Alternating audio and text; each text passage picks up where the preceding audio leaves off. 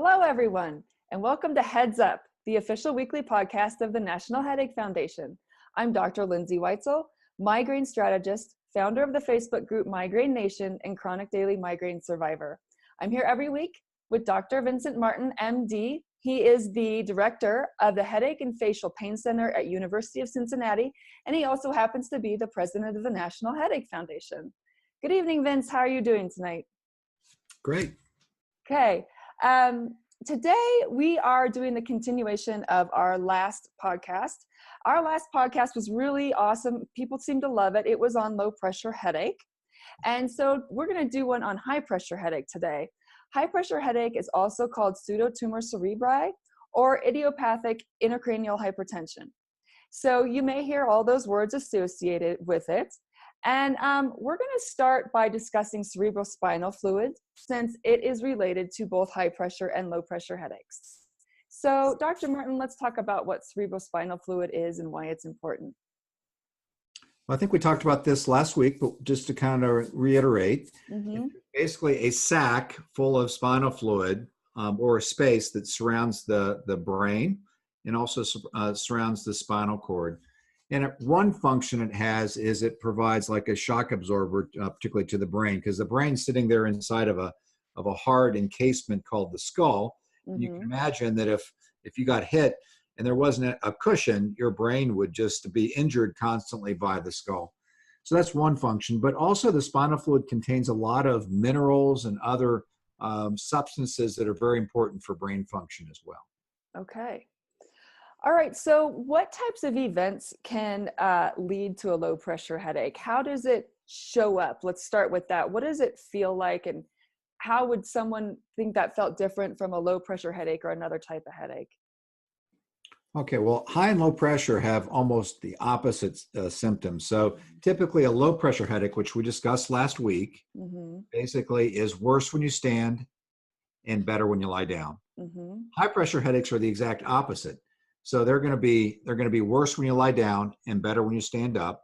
And they have certain features about them that are different from low pressure headaches. So anything you do where you bear down will increase spinal fluid pressure. So if you cough, sneeze, have a bowel movement, all those things can make these headaches worse. When you lie down, they can be worse. You may wake up with a headache in the morning because you've been lying in the same position. The spinal fluid pressures can go up. Sometimes the headaches are worsened by certain types of weather, in particular like rain, and or right before a rain or thunderstorm will occur. Oftentimes these patients will report worsenings of headache. Okay. The headaches themselves are located in a characteristic location. They're often located in the back of the head, which is similar to what we talked about last week with low pressure. Right. But in addition to that, they can occur behind the eyes as well. Okay. But they can also have migraine characteristics. Yeah, I was just going to ask that. Can they sometimes mimic migraine? They can have sensitivity to light, noise, which you commonly see with migraine. You can have nausea. The headaches can be moderate to severe. Oftentimes the headaches are on both sides of the head as opposed to one-sided headaches with migraine. But for all intents and purposes, a high-pressure headache could very much mimic a migraine headache. And I would say that there probably are some instances much like low pressure headache, which we talked about last week, where a person could have chronic migraine and think they have chronic migraine when in fact they have high pressure headaches. Right. All right. Well, let's talk about what leads to the development of these high pressure headaches and who gets them. Are certain people more at risk for them than other people? Well, the two most common characteristics of these patients are women have them more often than men, which is true with most headache disorders, and also in patients who are a little bit overweight. So those two factors seem to really predispose to this syndrome. In addition, certain medications and vitamins can be associated with it as well. Okay. For example, if patients consume too much vitamin A in like real mega doses, real high doses, that can lead to this, or patients that consume certain types of medications. And one that's very common is an antibiotic called doxycycline or minocycline. It's a tetracycline antibiotic, and that is commonly given for acne and sometimes that can cause this syndrome, particularly in younger people who consume that medication. There also are a variety of illnesses such as Cushing's disease, where the cortisol levels are high, or another syndrome that's associated with high blood pressure where the aldosterone levels are high, as well as kidney failure and some other diseases which are associated with this illness as well. Okay, so let's say that there's someone watching who feels like perhaps this is the type of headache they're getting. What is the process of diagnosis exactly? Well, one symptom which I forgot to mention too. Let's just backtrack for 1 second. Sure. So oftentimes patients with high pressure headaches will have blurred vision, Right. or in some cases they'll have some visual loss. And that is one of the problems with this syndrome, is if you leave it go unchecked, that you can actually lose your eyesight. So that's one of the real bad things that can happen. Now, if you're going to want to try to make a diagnosis, your doctor can get a hint of the diagnosis by examination. Mm-hmm. So there's something called an ophthalmoscope. I'm sure you've seen it, where they put that little light and they bring it into the side and they look at the back of your eye. It's a migraine patient's nightmare. We hate it. Exactly. So you take people who have, sensitivity to light, noise, and you flash a light in their eye. Right. But at any rate, you can actually look at that optic nerve, the nerve that comes in the back of the head. And if it's swollen, you can get a hint that maybe that's possibly the diagnosis. So if you have that and the other clinical characteristics of the headaches that we talked about, then you're starting to think, well, maybe this could be a high pressure headache. So the next step would be to get an MRI or CAT scan of your head to make sure there's no other reason for the pressures being elevated, because things like brain tumors and other things could do this as well, although they don't do it as often as this syndrome. Okay. And then once that's negative, you would go to a spinal tap, which is where you put a needle in the lower back, and you basically go into that sac where the spinal fluid is and measure the pressure. And if the pressure is greater than 25 centimeters in an adult patient, then that could be consistent with the diagnosis right there. So if they have swelling of those optic nerves on exam, an elevated pressure of 25, and no other cause in their brain for that, then they would meet the characteristics for high pressure headaches. Okay. The next question I wanted to make sure we covered, we already just covered a little bit. I wanted to ask if high pressure headaches or the syndrome of having high pressure was dangerous. We did talk about the visual disturbances and the blindness. So let's just really quick cover if it is dangerous. Well, I think that's why it's dangerous, is if you left this go unchecked or untreated, people have lost their eyesight. So that would be the main thing that you would worry about in this condition.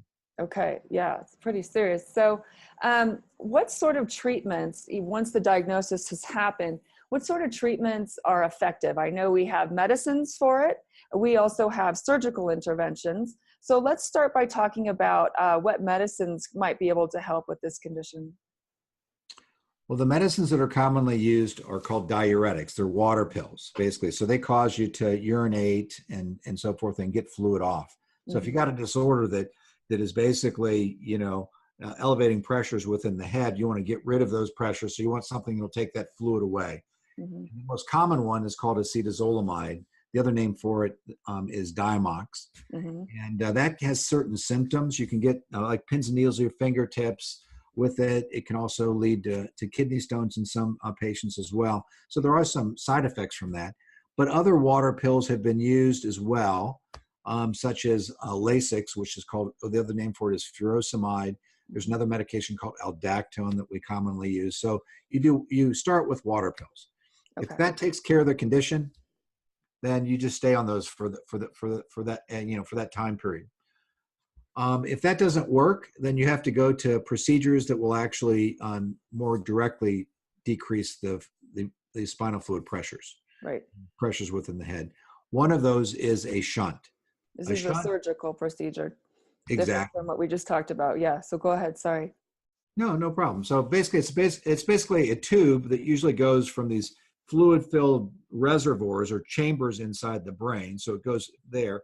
It go underneath the skin, usually back here, all the way down into your abdominal cavity, and then that basically just drains the spinal fluid. So it basically just relieves the pressure. But there are also other shunts where you go from these fluid-filled reservoirs or chambers up in the head into your heart. There's another one that goes from the spine, the fluid-filled sac around the spine into the peritoneal cavity. So there's different kinds of shunts, but those will be placed by a neurosurgeon. Okay. And they're pretty invasive too. And there's some problems with shunts. Sometimes they get kinked and they have all sorts of complications. So it's not an ideal therapy, but it's one that if you're going to lose your eyesight that you would definitely go with. Right.